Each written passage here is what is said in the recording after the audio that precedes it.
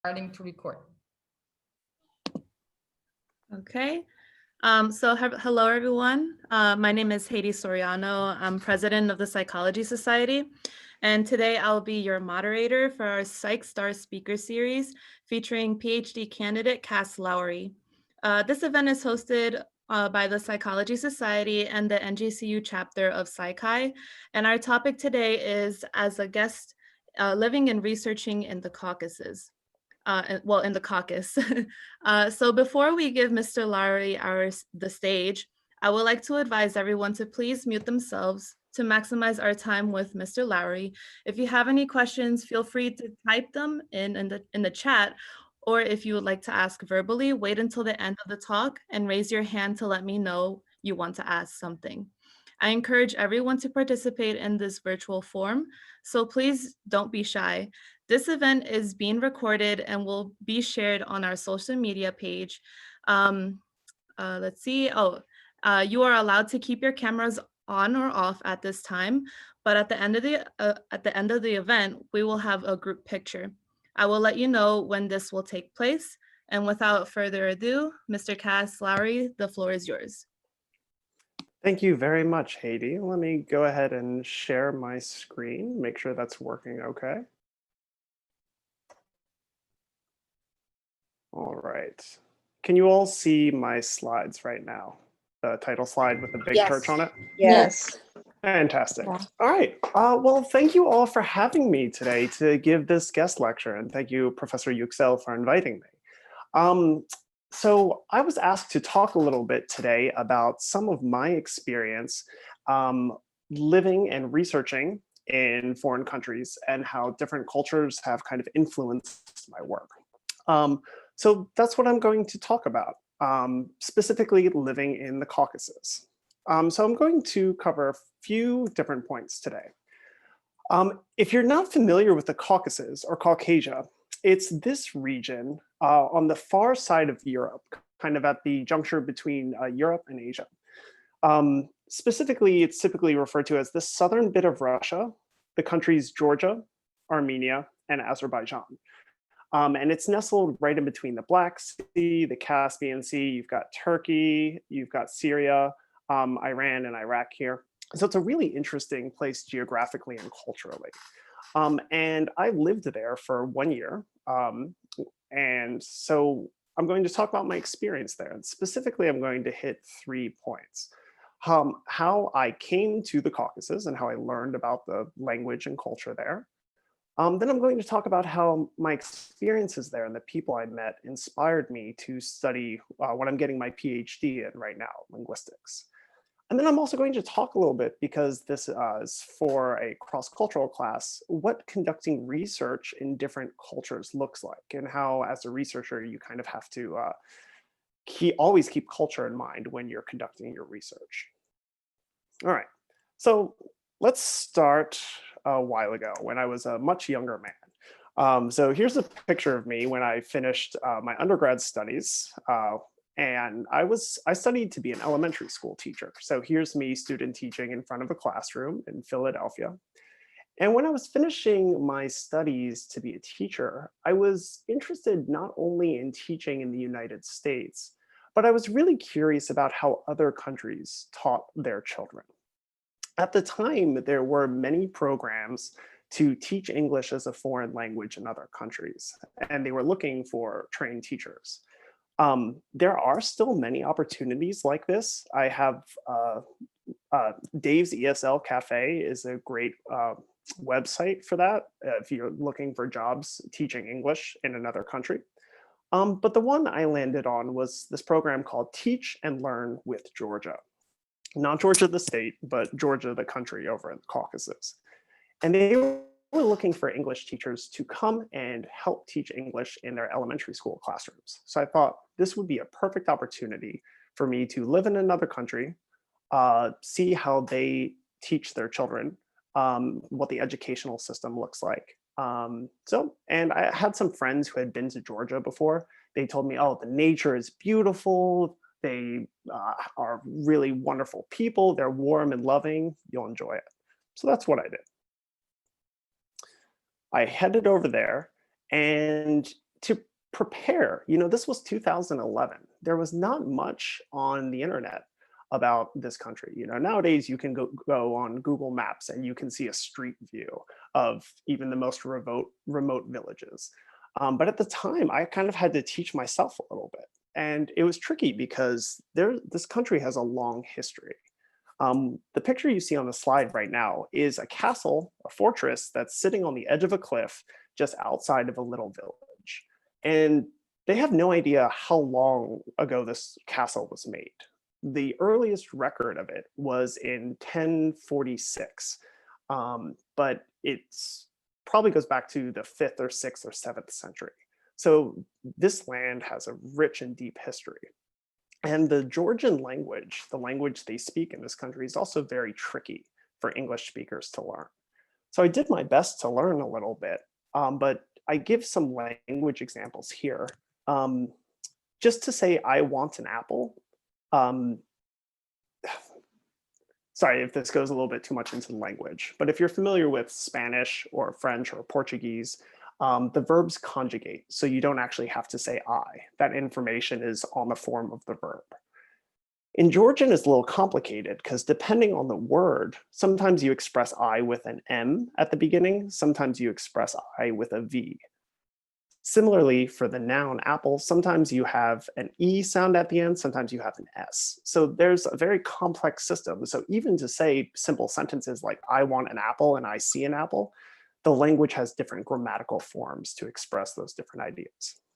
So I did as much preparation as I could before going to teach in Georgia, but I had a little bit of culture shock once I got there.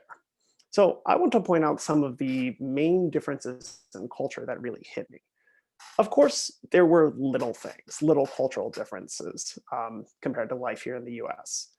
First thing, if you go to Georgia, don't finish your plate. That means that you're still hungry and people will give you more and more food. I don't know if you can see in this image, but my plate, tiny though it is just stocked full during this picnic because everyone was convinced I wasn't eating enough because, I'm from the US. I finished my plate to show I enjoyed the meal, and that was interpreted differently there. Also, people in Georgia answered their cell phones anywhere. You could be in the middle of a class, the middle of a business meeting, or even the middle of a conversation, and they'll pick up their phone and answer it. Another big difference in the culture I found there was gift giving. Children would just come and give gifts to me while I was teaching. Little things, pens, bracelets, and it was just a sign of affection that, they liked you. So those are some of the little ways in which the culture of Georgia was very different. But there were also some bigger cultural ideas. Here's a picture of a class I taught for Halloween. I had the children make masks and cut them out, and I taught them some of the colors of English using the colors they used in their masks. This was a pretty typical lesson for me coming from the US style education system, which is very project-based, very hands-on. It was different for the kids here. They were used to much more memorization-based learning, where they would memorize a poem or memorize a song and have to recite it, one student one student talking at a time. The school system was also very community-oriented. They actually have this word, classelli, which refers to someone from your class because these students stay in the same group of 30 students from 1st through 12th grade. They're with the same people in that class for those 12 years. And they even have a homeroom teacher who stays with them. So the friendships you make in your class are very intimate in a way that I was not used to coming from a US culture. And one thing about the Georgian culture that really jumped out at me was how hospitable they were. Here are pictures from a party that was thrown for grandparents. A couple of the teachers realized that they were all grandparents, so they decided to throw a party. So you see here on the board, there's a flower with pictures of their names. They made a cake with their names on it. This is the Georgian script.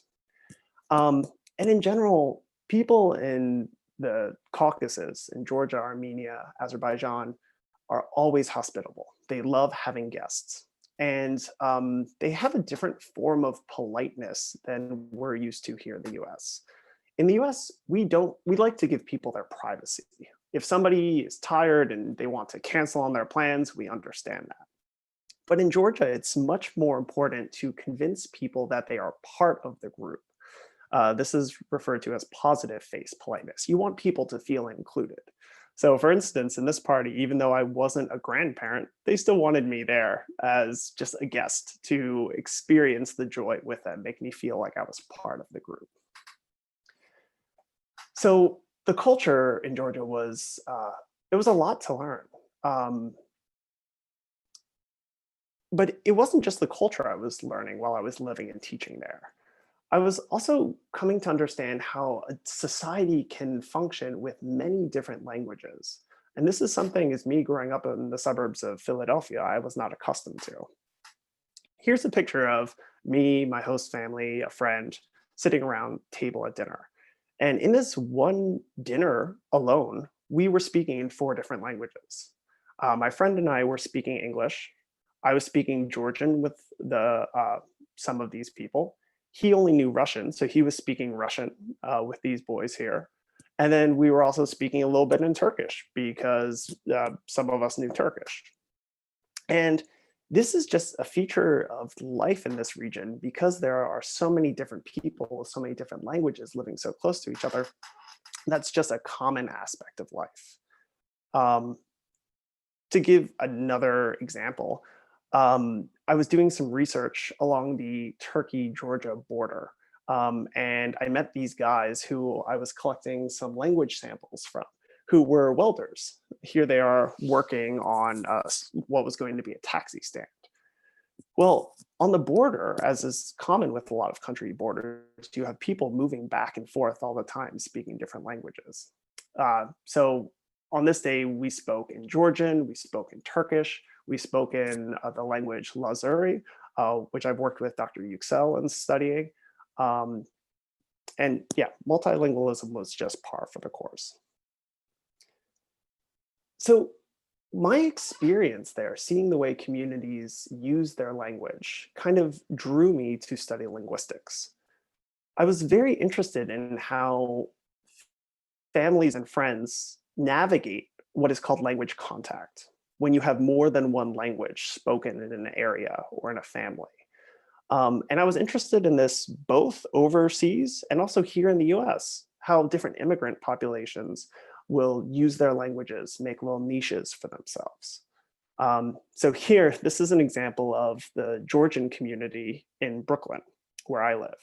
There are many Georgians who have immigrated, and here are people who are dancing, in front of the Brooklyn Bridge. So besides studying, learning how these communities navigate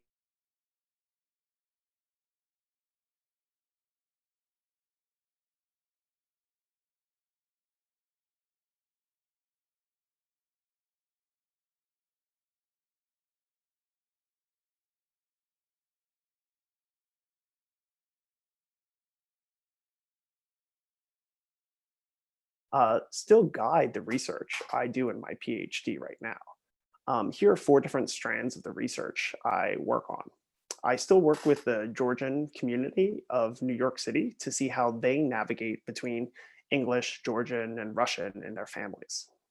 I've worked with Professor Yuksel on how children and caregivers play using more than one language, bilingual play, in both Turkey and Berlin. I also do some psycholinguistic work with one of the biggest groups, bilingual groups we have in New York and New Jersey, the Spanish English community. And I'm even doing a new project right now where we're using neural networks, a form of AI, to learn the grammar of some of these languages. And the purpose for this is because most computer programs were built on English-like languages. And a lot of the majority of the people in the world don't speak English as a first language. So as we're designing technology, we need to teach technology how to interact with people in these less online languages. So the last thing I want to touch on is kind of just tell a story of how doing research differs in depending on the culture you're in. So I've done research where I've looked at how children speak Georgian, and I've done it in New York and also in Georgia. So here's the location that I conducted most of my research in New York. It's typical Brooklyn street, looks a lot like what you'd find in some parts of Jersey City. And here's the little dance studio where I went, and while they were having dance classes upstairs, I sat in the basement with children who were pulled out of their class, and they told me a story in Georgian. Now, when I did this same project in Georgia, it was a lot different. I was trying to just go in, work with a couple students, get out, but they wanted to put on a dance performance for me because they were so honored to have a guest from the United States. So they brought out the kids who had been working on this like spring dance with, you see different streamers and things, and they put on a little mini show for me while I was there, which was very sweet and very cute.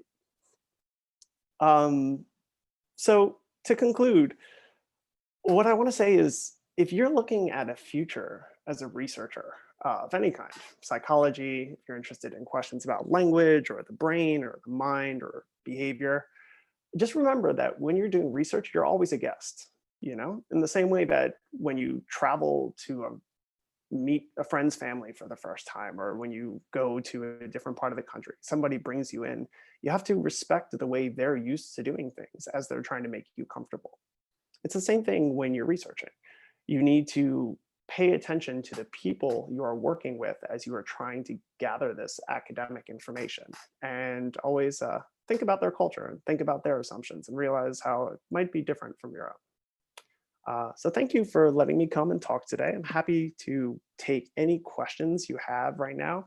And if you think of some later, there's my email address. Feel free to send me an email. I'd be happy to talk more. All right, that's all I have to say.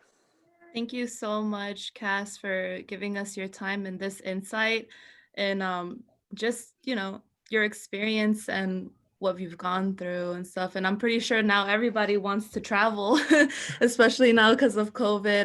We've been up here, and it's pretty tough, so thank you so much. Does anybody have any questions? Oh yeah, I have a question for Mr. Cass. Take the family picture first, Haydee. Oh, okay. Yeah, sorry. And Cass, wonderful images, and it brought back so many questions.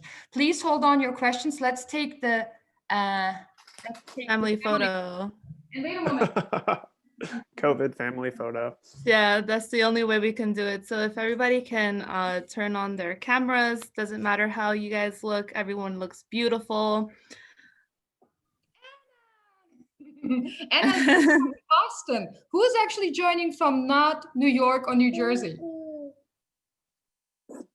Anna? Hey, Anna, good to see you. Oh, Anna, you know each other, right? Yeah. Yeah. Yeah. Do you guys want a puppy in this shot? My puppy's lying over in the corner. Should I go grab him? Yeah, All right, that's always it. If you have a cat or a puppy or a bird, bring it in, all your babies. Oh no, my bird is somewhere over there. He also was listening to the presentation. Okay, so I'm going to take a picture now of the first one, so everyone smile.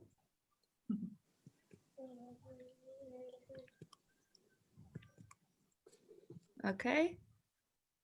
Let me just get one more of this one.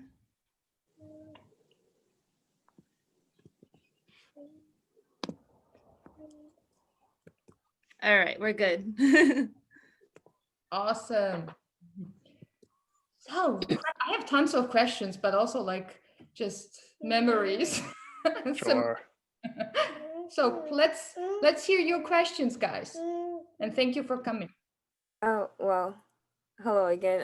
My name is Bendine, and just like you, I do want to go through the same route that you went through so far. So, I wanted to go to South Korea, like during this time before the pandemic, and I had done like my document and everything. So, you did mention ESL Cafe. I did Mhm. came across that, but I wasn't so sure about it. I wanted to take the TOEFL examination to get like the certification, but I wasn't so sure where exactly to go to because like all the in-person areas are closed right now. And I did find one online, but it was really expensive. It was $1,200. Well, it was actually Mm. $1,400, and they were giving a discount for like $1,200. I was just curious, is that a reasonable price to take the certification exam? I can't tell you yes. It's been about 6 years since I went through this process, and I'm sure a lot has changed. What I would encourage you to do is really look at the places different programs that are hiring, because some of them require such a certification, others do not. So for instance, where I taught with in this program in Georgia, they just wanted an undergrad degree in an education related field. So they didn't need an extra certification on top of it. So definitely do your research before you spend money on any certification online. That being said, I do know that there are a few good programs online that do give you a good education, give you a preparation, and the certification carries weight internationally.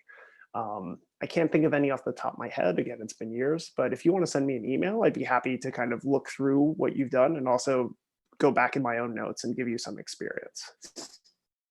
Also, can you put that email again in the chat because it was sticking out? Absolutely. Thank you. Sure.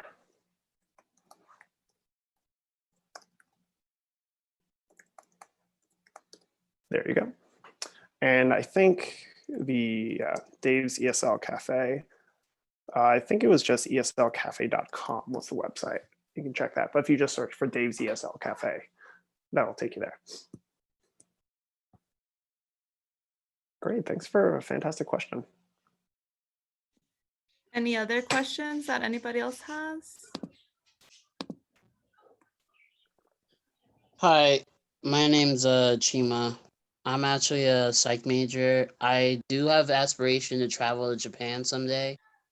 Not for that, but like I wanted to like spread myself out and like learn more psychology based. So I want to be a behavioral analyst. Very nice. Yeah. Great. I know of, I mean, it sounds like you don't want to go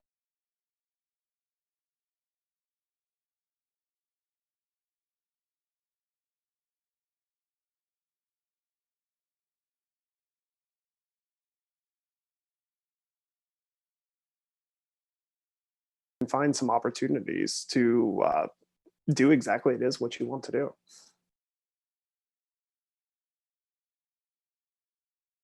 Thank you. Yeah, you're welcome. Awesome. So there's a question in the chat and it says, is there study abroad opportunities for psychology that you know of? Not any I know of. Yeah, I'd have to do some research. I've been involved in the past couple of years in linguistics departments, which are usually slightly different from psychology. Uh-huh. Yeah, and Paris, you raised your hand?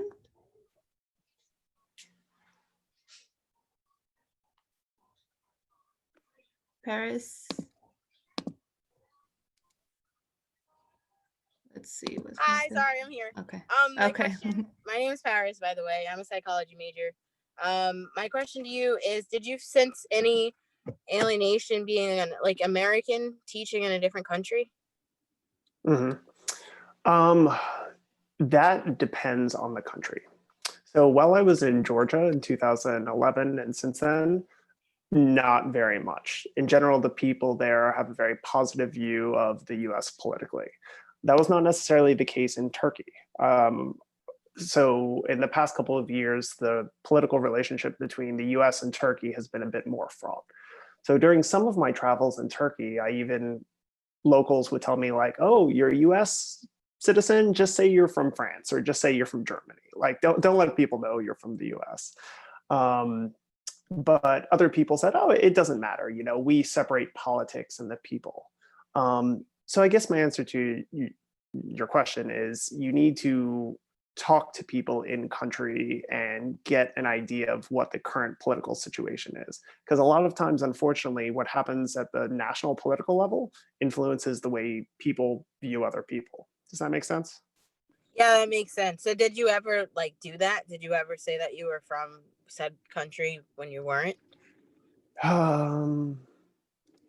No, thankfully. I was never put in a situation where I had to conceal my nationality, thankfully. That's good. But yeah, people definitely cautioned me at times. Fair. Thank you. Yeah, you're welcome. Paris, actually, this is an excellent question. Cass, Paris is my student in cross-cultural psychology. Thank you for coming. And I actually negotiated my identity when I started collecting data for my dissertation in 2013, 14, and then 15. I was finally, defending my dissertation. And like you, I had to really feel the conversation first. Do I tell them I'm a student in New York? This is my homework? Or should I say I'm from Germany because I have a German identity, as you all know by now? Or should I say I'm just Turkish and my father's from this town? And I had to drink a lot of Turkish tea to get the permission from elderlies to observe their children in nature and go through their town with my camera, and then even get invited by the families individually. So you have to be very careful. And I had one conversation specifically with one elderly woman. She was maybe in her 70s. She was very sharp, hardworking. And she said, somebody else was already here. Who do I trust with my data, with my face? How do I know you're not going to send it to Hollywood? She kind of was like a little bit funny about it, but she was very straightforward and said, no, I don't want you to take pictures of my grandchildren here. And I respected it. So me going around doing naturalistic documentation was out of the picture in that particular area, and I respected her because I had tea with the elderly, mostly men, sitting in the tea garden. But she wasn't involved. She said clearly to me, "Don't do it. I'm not giving you a consent." That's a really yeah. That's a really good point you bring up, Peri, is that a lot of the times when I was doing research in Georgia, I was able to talk to kids at schools and I was able to talk to principals because I already knew somebody in the community. I had already made friends with a local family and they knew me, and it's because I had a relationship with them that they let me then come into the school and do research. So yeah, depending on the culture, your kind of authority coming from a university matters less than your personal relationships with people. That's a great point. So any other questions? Oh, I see our provost is here because I was like in the background listening to Hi, Peri. Yes, hi. Nice to meet you, Cass. I've been on the call, but I have to confess that when you were giving the key points of your talk, the first 15 minutes, you spoke for about 15 minutes. And during that very time, the president walked in and was talking to me about something, and my eyes kept going back to the screen, to see where you were, but I couldn't engage. So forgive me because I didn't hear the crux of your talk. But my question is, did you do any research in the Northern Caucasus? And if so, what did you find there? And what I don't know, did it relate at all to your research? Yeah, thank you. It's nice to meet you. And to answer your question, no, I didn't do any research in the Northern Caucasus. I went into schools in Tbilisi and in Gori, which is one of the other large cities in Georgia, but never did research in the Northern Caucasus. I see. Well, you might be looking at my name there, Joshi. It should be spelled DZH, so it's a Georgian name. Yeah, I know. So yeah, Georgia is an amazing place, and I hope that more U.S. students, American students, are interested in Georgia. And it's got such a rich history, and it traverses the Silk Road. I mean, it's just an amazing, amazing country. So I hope that I was excited when I saw your talk, because normally no one hears about the Caucasus. So I'm like, I have to get on this Zoom call. And of course, wouldn't you know, at that time, I had a visitor in the office. So. Right. No, it's really a wonderful place. And that's why I'm always happy to talk about it, because it's not something you hear of in the news ever. You know, you hear about Europe and Asia, but not this little slice of the world that has a rich history and many different people. And yeah, absolutely. So thank you. I'm glad you enjoyed it. Yeah. What you got to see. Yeah. Well, yes, it is a slice of heaven, actually. So, and if anything entices students, it could be food. And Georgian food is just absolutely amazing. Oh, absolutely. And I'm not sure about in New Jersey City, but I know in New York, Manhattan, and Brooklyn, especially, plenty of excellent Georgian food. So if Yeah. anyone that wants recommendations, I've got a list of 10 restaurants I can give Oh, you. you should put those on the chat box and offer those, because yeah, once you taste Georgian food, it makes certainly makes you want to go there. Absolutely. But yeah, there are plenty of places, and a couple places in Manhattan now too.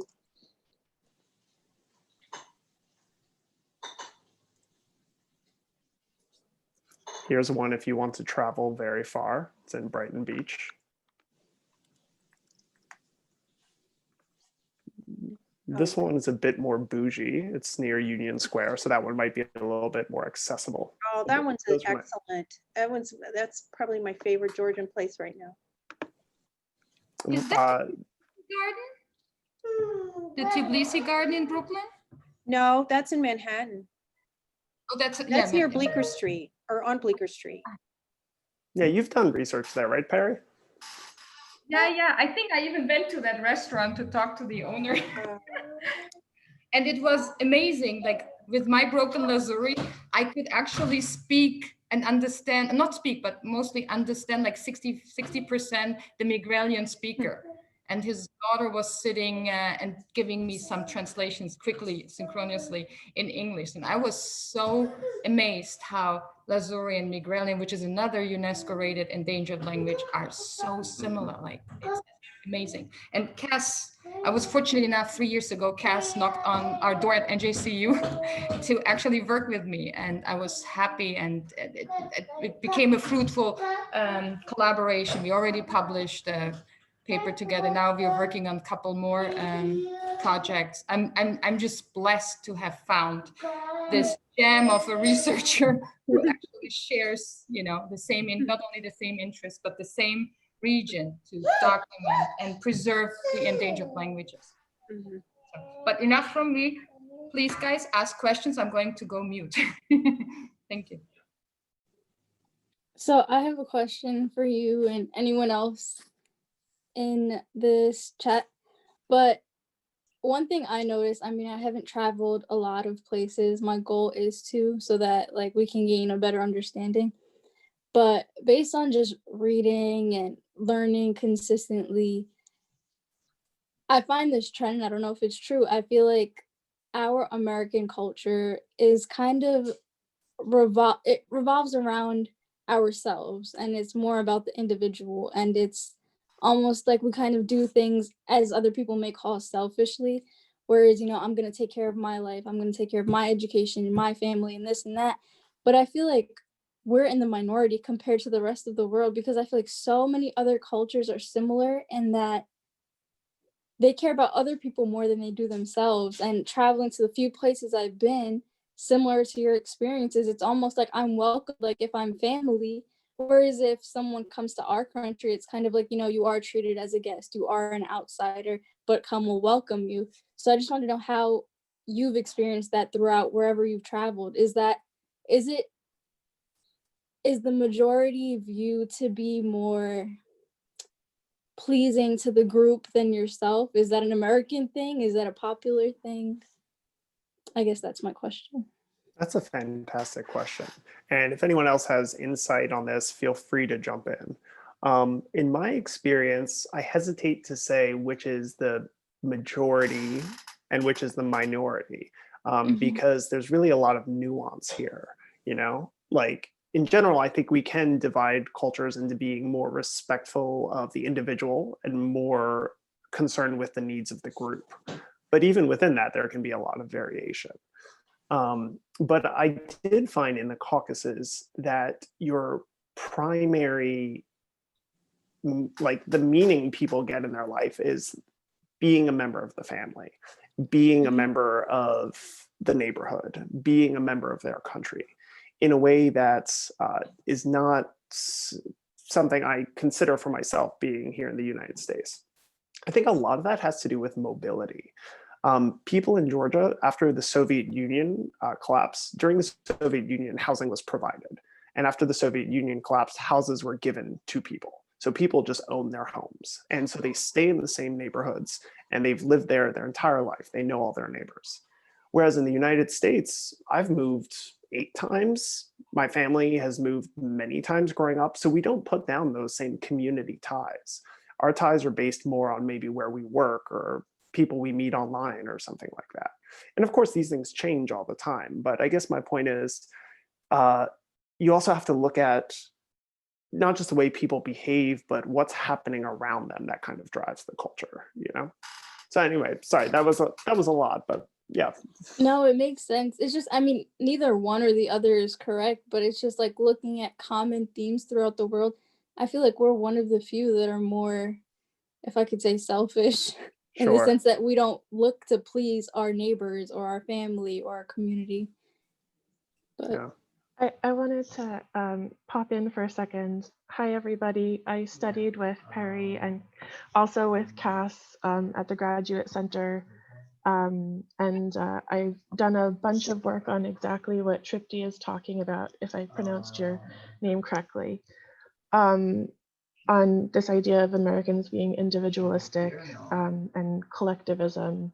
And I'm going to try and just build off of something Cass said, which I think was an excellent point, which is that the way our environments move historically, I think, is a huge contributing factor to whether a society is more or less individualistic or collectivistic.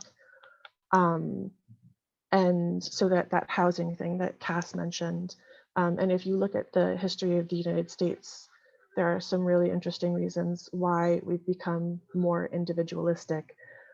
But 2 things, in case Tripti wants to follow up on them. There's some really fun research I can send to Peri. A big researcher who's looked at this across many cultures is Hofstede, who has flaws, but he did do an assessment to the best of his ability across, I think, like 97 countries in the world to map out which ones are more or less collectivistic and more or less individualistic. And one of the things that I found the most interesting about that is the most individualistic countries are all English speaking ones. So language is something that I always think of as a really big influence on our cultural values. And I think that might be something Cass could also speak back to with Georgia. Thank you for giving me a little bit of time. It's a big topic I love. thank you. Thank you, Anna, for joining today. I know you're very busy with your life in Boston. And actually, Anna, it's great to see you again. And just, you know, it just means a lot.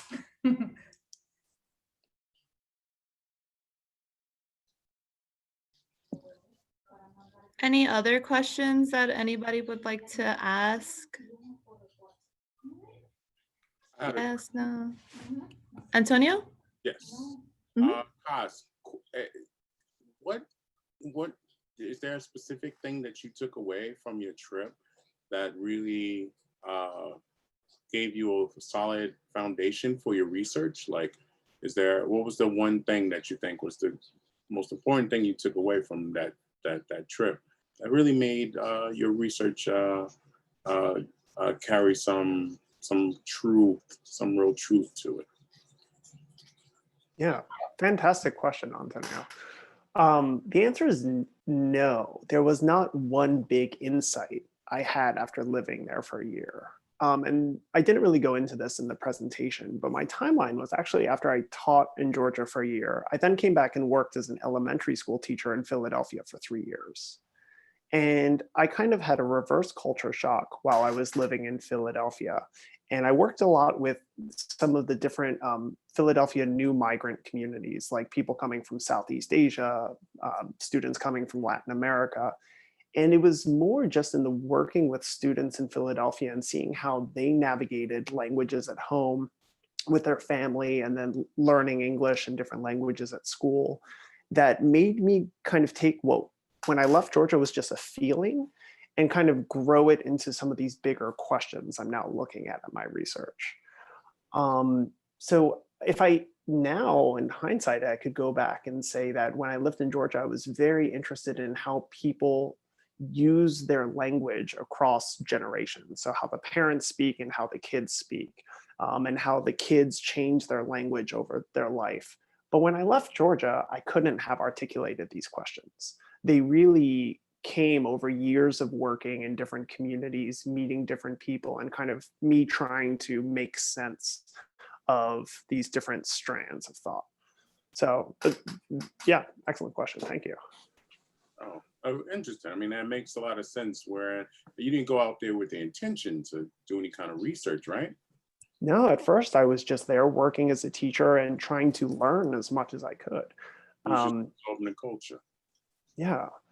But then years later, when I found myself wanting to do linguistic research, when I asked myself, like, where'd this come from? I have to point back to, you know, my time there and my time spent in Philadelphia with the different communities. Yeah. Makes sense. The U.S. is a bit of a culture potpourri, if you will. Yeah. So I don't know, maybe going out there and truly experiencing a culture that's not tainted by American expectations and values and like industry, you know, you get it shows you some contrast. And I think that contrast is where you see some meaningful understanding there, I think, maybe. Yes. Yeah, I'd agree. And to build on that, like you said, we like the potpourri idea. There are so many cultures, especially here in the Northeast, you know, in like our big cities. But a lot of times there's this like American English monoculture that suppresses those. So even though they're there, sometimes people might try to hide the part of them that's not like this, like, you know, more generic US identity. So going and living in a culture that didn't have that at all, just had this mix, allowed me to then come back to the US and see how rich all of our different cultures were here. So yeah, excellent thoughts. I have one more question, if that's okay. It's a topic that we covered in Psych 492, but it's relevant to right now. We had watched a TED Talk, and the researcher was explaining the importance of engagement in order to understand different cultures. So basically interacting with a new culture in order to fully understand the way they behave. And what's interesting to me and what I would like to ask you is how that's being done this year, right now, during this kind of time, and bringing technology into it, because some people disagree with the engagement aspect of it. So I guess my question would be, do you think that enough research through online and technology can give you a solid foundation in understanding a different culture, or from your experience is nothing better than truly engaging with that culture? Yeah, fantastic questions, guys. I would say, speaking from a research perspective, COVID has definitely disrupted the majority of research that people were used to doing. You know, we were used to talking to people face to face. But now, several months later, I'm seeing people discover new ways to do research through technology like Zoom calls and things like that. And it's not the same kind of research, but you can still do interesting things. For instance, I've got a friend who's a dog cognitive psychologist at Hunter College. She studies animal cognition. And I'm like, what are you going to do now that you can't bring dogs into the lab? And she said, well, I actually got an idea from like a TikTok or a viral video. Have you guys seen where you have a dog and you take a blanket up in front of you and then you drop it and the dog, and you're not there anymore and the dog gets confused? So this was kind of like a meme that went around, right? Well, what she's asking to do is she's giving people instructions, and she's having hundreds of people do this across the US and I think a couple other countries. And then she's going to like write down code how the different dogs behave. So instead of going out and collecting the data herself, she's having people send these like meme-like videos to her, and that's her new data. So using that as an illustration, I guess to answer your question, Tripti, is it going to be different? Yes. Are there still ways for you to connect with people and create a human cultural connection and learn something from each other? Absolutely. Especially as more and more people have access and comfort with technology, we can still do that even in these very awful times. At least I hope so. Awesome. And one last question, because I know we're at 2:02. Do you have any recommendations for further reading in addition to your work about intercultural communication? So that question has been on the chat. I would think that this is a perfect way on how to end this forum, if you have any recommendations. You know, off the top of my head, I don't. But again, if you just shoot me an email, I can take some time and go looking, and I can hopefully send you something. Just off the top of my head right now, I can't think of any recommendations. Okay.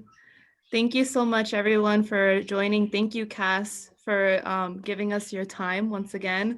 So yeah, any other remarks, Dr. Yuksel? Well, thank you so much.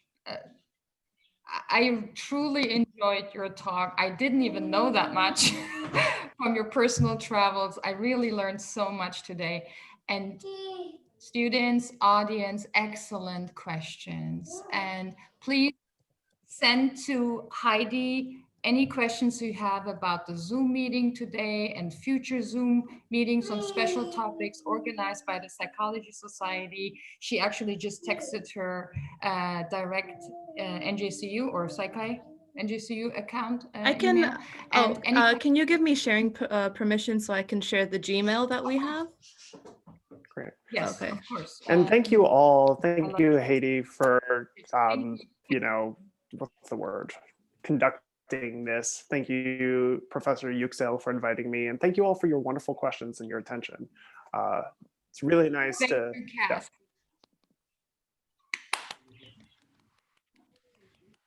Wonderful. You have a very busy day in Dallas, and enjoy your family and your loved ones. Thank you. Let me just share if you guys quickly want to jot down the information. There we go. So our email, we just established an email address here. It's Psych Society njcu@gmail.com. You can also follow us on Instagram. That QR code is if you want to join the Psych Society, which is our SGA organization club, type of thing that we have going on. And here are our advisors, Dr. Peri Yuksel, Dr. Wei Zhang, and our e-board for Psychology Society and PSYCH. So feel free to jot down this information if you want the video recording of the Zoom meeting. If you have any questions for Cass, or if you have any questions about the club, just email us here at this email address. Also, just check your emails often. Haydee and I work on sending out emails and reminders to everyone.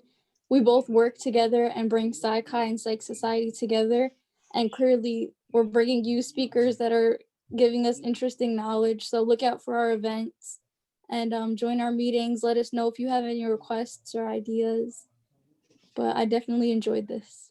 And also, if you guys join the Psych Society, we can send you alerts on like the type of events that we're going to be running. We have one scheduled for October 21st for Stress Less Practice Mindfulness with Marnice Strickland, who is a licensed therapist, willing to speak to all of us about taking it easy in college, but also putting in the time and effort.